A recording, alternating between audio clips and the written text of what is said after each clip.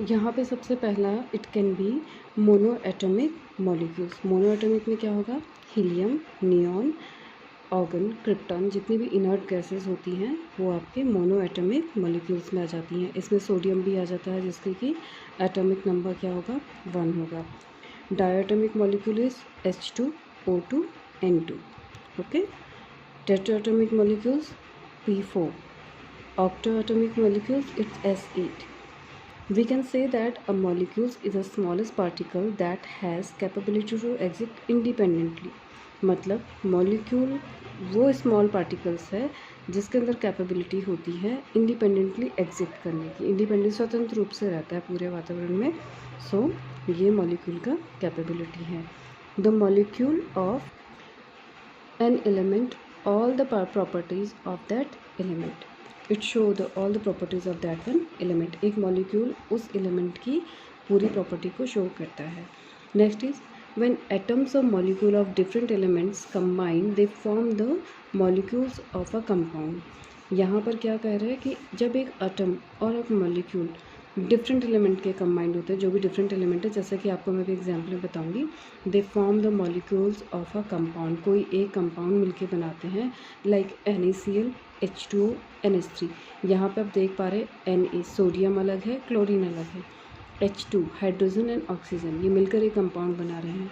NH3 ammonia, N+H3, N का nitrogen का एक मॉलिक्यूल प्लस हाइड्रोजन के 3 मॉलिक्यूल मिलकर एक कंपाउंड बना रहे हैं, ये अमोनिया बन रहा है। लेकिन यहाँ पे एक चीज़ है, जब तो ये सोडियम है अलग है, इसकी अपनी प्रॉपर्टीज़ होंगी, लेकिन when it combined with the chlorine now it will be change completely. यहाँ पे इनकी प्रॉपर्टीज़, इनका जो भी केमिकली जो भी इनका फीचर्स होंगे वो सारे के सारे चेंज हो जाएगा। The name of elements and compound are abbreviated by using certain symbol and formula। अब हमें ये चीज़ देखने के लिए हम कैसे पता लगाए कोई एलिमेंट क्या है, तो उसको पर्टिकुलर एक सिंबल दिया जाता है। सिंबल ये बहुत पुराने टाइम से दिया जा रहा है, उसलिए हमें केमिस्ट्री के इंट्रोडक्शन में या फिर हिस्ट्री में जाना पड़ेगा। तो let's see what is it. 1600 before alchemists represent the substances in pictographic form like, उन्होंने किसी को सन से डिनोट किया, किसी को उन्होंने हाफ मून क्रीसेंट जिसको कहते हैं उससे डिनोट किया। उसके बाद डाल्टन नाम के साइंटिस्ट है, उन्होंने क्या किया कि उन्होंने कुछ सिंबल्स दिए, लाइक जैसे उन्होंने such as a circle for the O for N oxygen atom. उन्होंने इस तरीके का कुछ वहाँ पे सिंबल्स देना स्टार्ट किया। देन जोहान्स वर्जलिस, इन्होंने क्या किया, इन्होंने कहा कि जो भी एलिमेंट्स हैं, जो भी प्रकृति में जो भी नेचर में अवेलेबल हैं, उनका फर्स्ट लेटर, जैसे कार्बन का C ले लिया, हाइड्रोजन का H ले लिया, नाइट्रोजन का N ले लिया। लेकिन क्या ये यूनिवर्सली एक्सेप्टेड था?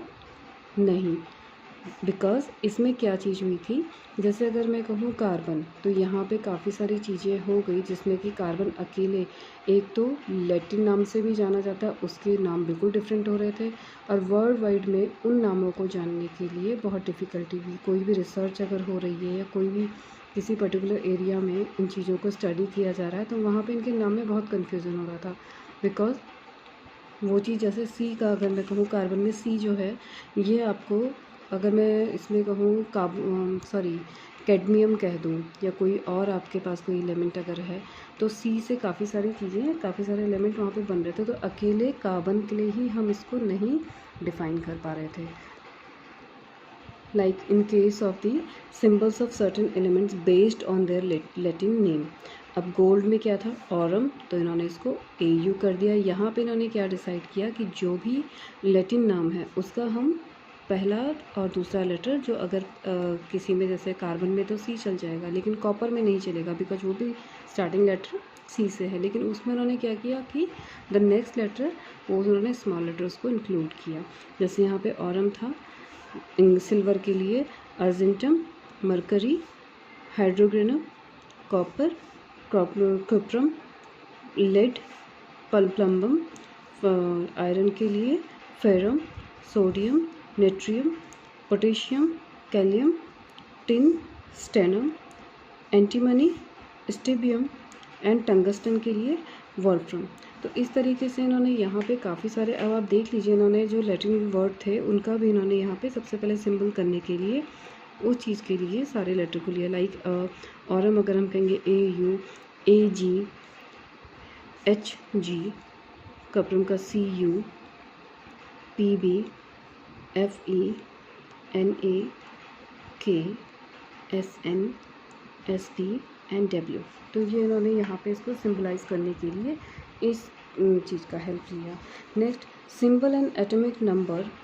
आपको हाँ एक चीज़ मैं बहुत इंपॉर्टेंटली आपको बताना चाहूँगी कि आप जो ये सिंबल हैं इनको याद कर लीजिएगा। 1 to एटलीस्ट जब पीरियडिक टेबल होगा तो 1 to 20 तक आपको इनके पीरियडिक टेबल से आपको सिंबल्स याद होने चाहिए, इनके एटॉमिक नंबर भी याद होने चाहिए। एक साथ नहीं करिएगा, लेकिन धीरे धीरे करके आपको जब तक कंप्लीट आपके एनुअल एग्ज़ाम्स होते हैं किसी भी क्लास में, तब तक आपको धीरे धीरे करके अगर आप लर्न करेंगे तो काफ़ी सारे आपको, मेरे ख्याल से तो पूरे हो जाने चाहिए, लेकिन आप पूरा इनको लर्न जरूर कर लीजिएगा। 1 to 20 एटलीस्ट, जो मैं आपको, दैट्स वाई मैंने यहाँ पे लिखा भी है कि आपको 1 to 20 तक आप इसको लर्न जरूर कर लीजिएगा पीरियडिक टेबल में। However, the method suggested by him laid the basis of IUPAC। IUPAC क्या होता है? International union of public pure and applied chemistry. ये रेगुलेटरी एक वो ऑर्गेनाइजेशन है जो कि केमिस्ट्री के सारे रूल्स एंड लॉ को रेगुलेट करता है। System of chemical symbols and formula too. Chemical symbols क्या हैं? A symbol is the short form that stand for the atom of a specific element or the abbreviation used for the names of elements। जो कि नाम, element के नाम के लिए जो यूज़ किया जाता है, लाइक सल्फ़र के लिए S हो गया, हाइड्रोजन के लिए H हो गया। लेकिन यहाँ पे जो मैंने आपको पहले डिस्कस में ऑलरेडी कर चुकी हूँ, यहाँ पे एक चीज़ होती है, जैसे कार्बन के लिए C, कोबाल्ट के लिए CO, कॉपर के लिए Cu, कैल्शियम के लिए Ca, कैडमियम के लिए Cd, क्रोमियम के लिए Cr एंड क्लोरीन के लिए Cl। Now you can see that the majority of the letter of C कितनी जगह पे आया है। अब हर जगह पे हम इसको C तो नहीं लिख सकते ना कार्बन के जैसे, तो इन्होंने क्या किया कि इसके में इन्होंने पहला लेटर बड़ा कैपिटल लेटर लेके and the next one is इन्होंने स्मॉल को लेके, इन्होंने जैसे कोबाल्ट के केस में हो गया, कॉपर में हो गया, इसको इन्होंने ऐसे सिंबलाइज करा है। आई थिंक सिंबल्स में आपको काफ़ी कुछ समझ आ गया होगा। अगर इसमें कोई भी कन्फ्यूजन होता है आप मुझे कमेंट सेक्शन में आप लिख सकते हैं, मैं उसमें आपको एक्सप्लेन कर लूँगी जो भी आपकी क्वेरीज इसमें रहती हैं। होपफुली आई श्योरली मैं आपको नया वीडियो जल्दी से जल्दी प्रोवाइड करा दूँगी। एंड बायोलॉजी में मैं स्टार्ट करवा रही हूँ आपके लिए नया टॉपिक सेल, जो कि बहुत ही इंपॉर्टेंट है। काइंडली इसको मिस मत करिएगा, बहुत इंपॉर्टेंट टॉपिक है। अभी तो हम सिर्फ इंट्रोडक्शन हमने कंप्लीट कर लिया है, इसके बाद हम स्टार्ट कर रहे हैं cell. So keep watching, stay tuned, bye.